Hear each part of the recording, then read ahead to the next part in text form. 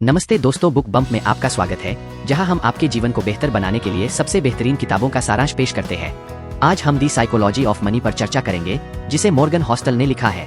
इस किताब में पैसे, लालच और खुशी के बारे में 20 महत्वपूर्ण सबक है, जो आपके पैसे के बारे में सोचने का तरीका हमेशा के लिए बदल देंगे। और वीडियो के अंत में किताब के बारे में एक मजेदार तथ्य और कुछ कूल आंकड़े भी होंगे, इसलिए अंत तक जरूर देखें। चलिए पहले महत्वपूर्ण सबक नो वन इज क्रेजी से शुरुआत करते हैं। हर कोई अपने अनुभवों के आधार पर पैसे के फैसले लेता है, और जो एक व्यक्ति के लिए सही होता है वह दूसरे के लिए बिल्कुल असामान्य हो सकता है।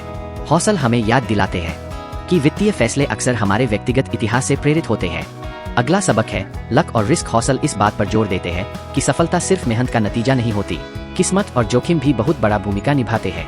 वे बिल गेट्स का उदाहरण देते हैं, जिन्हें अरबपति बनने के लिए अनोखी अवसर मिले, लेकिन हर बिल गेट्स के लिए ऐसे अनगिनत लोग हैं जिन्हें वही अवसर मिले, लेकिन वे उस स्तर की सफलता प्राप्त नहीं कर सके।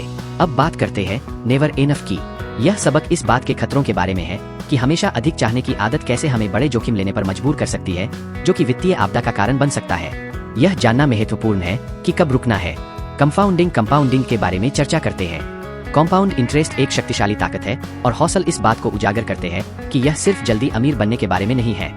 वे वॉरेन बफेट का उदाहरण देते हैं, जिन्होंने दशकों में कॉम्पाउंडिंग के जादू से अपनी दौलत बनाई। एक और महत्वपूर्ण सबक है getting wealthy versus staying wealthy. पैसे कमाने और इसे बनाए रखने में बहुत बड़ा अंतर है। हॉसल बताते हैं कि संपत्ति को बनाए रखना सतर्क रहने और अनावश्यक जोखिमों से बचने के बारे में है, चाहे चीजें कितनी भी अच्छी क्यों न चल रही हो। अब बात करते हैं यू विन की। यह सबक इस बात को उजागर करता है कि कुछ बड़े जीत अक्सर वित्तीय सफलता के लिए जिम्मेदार होते हैं। यह महत्वपूर्ण है कि असाधारण अवसरों को अपनाएं और समझें कि हर निर्णय बड़ी सफलता नहीं लाएगा। यहाँ एक और सबक है जो हम सभी के लिए सुपर प्रासंगिक है। फ्रीडम असली संपत्ति बैंक में लाखों रखने के बारे में नहीं है, यह आपके समय के साथ जो चाहे करने की स्वतंत्रता के बारे में है। वित्तीय स्वतंत्रता सबसे बड़ा लक्ष्य है, जो आपको यह कहने की अनुमति देता है, आज मैं जो चाहूँ वो कर सकता हूँ। हॉसल मेन इन दी कार पैराडॉक्स पर भी चर्चा करते हैं। वे बताते हैं कि जब आप किसी को एक शानदार कार चलाते हुए देखते हैं, तो हो सकता है कि आप उनकी प्रशंसा करें, लेकिन वास्तव में आप अपने आप को उस कार में देखने की अधिक संभावना रखते हैं। यह एक शक्तिशाली अनुस्मारक है कि भौतिक संपत्ति अक्सर दूसरों को प्रभावित करने के लिए होती है, न कि खुद को अगला है। Wealth is what you don't see. किसी की जीवन शैली को देखकर यह मान लेना आसान है कि वे अमीर है, लेकिन असली संपत्ति अक्सर बचत, निवेश और अपने साधनों के भीतर जीवन में छिपी होती है। सबसे चमकदार लोग जरूरी नहीं कि सबसे अमीर हो। मेरा पसंदीदा सबक है सेव मनी। हॉसल तर्क देते हैं कि एकमात्र वित्तीय योजना जिस पर आप भरोसा कर सकते हैं वह है पैसे बचाना। यह सिर्फ एक सुरक्षा जाल बनाने के बारे में नहीं है, बल्कि भविष्य के लिए विकल्प बनाने के बारे में भी है। बचत आपको अवसरों का लाभ उठाने की स्वतंत्रता देती है जब वे सामने आते हैं। एक और गहरा सबक है यू विल चेंज।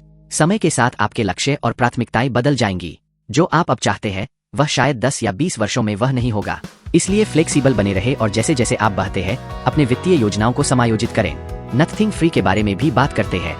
हर चीज की एक कीमत होती है, और जब निवेश की बात आती है तो कीमत अक्सर अस्थिरता और अनिश्चितता होती है। हॉसल बताते हैं कि आपको दीर्घकालिक लाभ के लिए अल्पकालिक असुविधा सहने के लिए तैयार रहना होगा। अब बात करते हैं यू एंड मी की। हर किसी के वित्तीय लक्ष्य अलग होते हैं, और दूसरों से तुलना करना असंतोष का कारण बन सकता है। अपने खुद के सफर पर ध्यान दें और दूसरों के साथ कदम मिलाने की कोशिश में मत उलझे। ऑल टुगेदर नाउ भी एक महत्वपूर्ण सबक है। हॉसल पैसों के लिए एक समग्र दृष्टिकोण अपनाने की सलाह देते हैं, जहां आप अपने जीवन के सभी पहलुओं को संतुलित करते हैं। स्वास्थ्य, संबंध और पैसा। वित्तीय सफलता महत्वपूर्ण है, लेकिन इसे आपके जीवन के अन्य क्षेत्रों की कीमत पर नहीं आना चाहिए। रीजनेबल रेशन के बारे में चर्चा करते हैं। हॉसल तर्क देते हैं कि पैसे के साथ तार्किक होना महत्वपूर्ण है, लेकिन उसे भी महत्वपूर्ण है कि आप समझदार बने। जीवन अप्रत्याशित है, और कभी कभी ऐसा निर्णय लेना जो आपके लिए सही महसूस होता है वह निर्णय लेने से बेहतर होता है जो केवल तर्कसंगत हो। एक और महान सबक है सरप्राइज। भविष्य हमेशा अनिश्चित होता है, और सबसे महत्वपूर्ण वित्तीय घटनाएं अक्सर आश्चर्य होती है। हॉसल विविधीकरण और एक आपातकालीन फंड बनाए रखने के महत्व पर जोर देते हैं, ताकि आप अप्रत्याशित के लिए तैयार रहे। रूम फॉर एरर भी एक महत्वपूर्ण सबक है। अपने वित्तीय योजनाओं में त्रुटि की गुंजाइश छोड़ना बहुत महत्वपूर्ण है।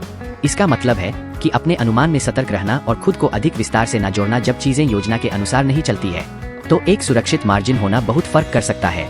अब बात करते हैं यू विल चेंज की। समय के साथ आपके लक्ष्य, प्राथमिकताएं और इच्छाएं बदल जाएंगी, इसलिए अपने वित्तीय योजनाओं में लचीलापन बनाए रखना और आवश्यकता पड़ने पर समायोजित करने के लिए तैयार रहना महत्वपूर्ण है। अंत में चलिए डी के बारे में बात करते हैं। लोग अक्सर बुरी खबरों पर ध्यान केंद्रित करते हैं, और इसे अत्यधिक सतर्क या निराशावादी वित्तीय निर्णय हो सकते हैं। हॉसल तर्क देते हैं कि जबकि जोखिमों के बारे में जागरूक रहना महत्वपूर्ण है, भविष्य के बारे में आशावादी बने रहना भी उतना ही महत्वपूर्ण है। और अब उस मजेदार फैक्ट्स के लिए जो मैंने वादा किया था।